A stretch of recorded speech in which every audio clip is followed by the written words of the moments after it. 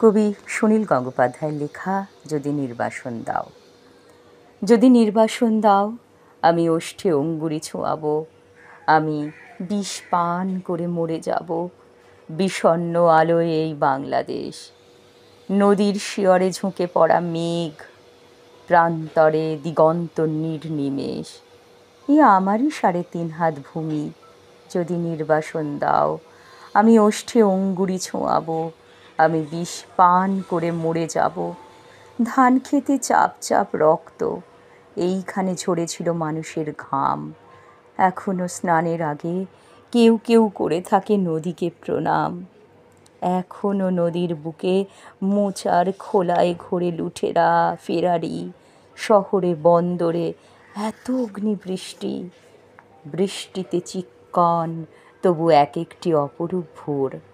বাজারে ক্রূরতা, গ্রামে রণহিংসা, বাতাবি লেবুর কাছে জোনাকির ঝিকমিক খেলা। বিশাল প্রাসাদে বসে কাপুরুষতার মেলা, বুলেট ও বিস্ফোরণ, শঠতঞ্চকের এত ছদ্মবেশ।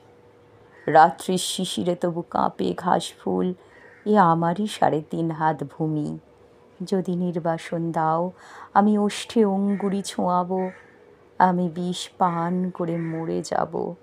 কুয়াশার মধ্যে এক শিশু যায় ভোরের স্কুলে, নিথর দিঘির পাড়ে বসে আছে বক। আমি কি ভুলেছি সব স্মৃতি, তুমি এত প্রতারক?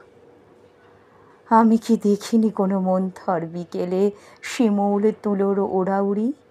মুষের ঘাড়ের মতো পরিশ্রমী মানুষের পাশে শিউলি ফুলের মতো বালিকার হাসি?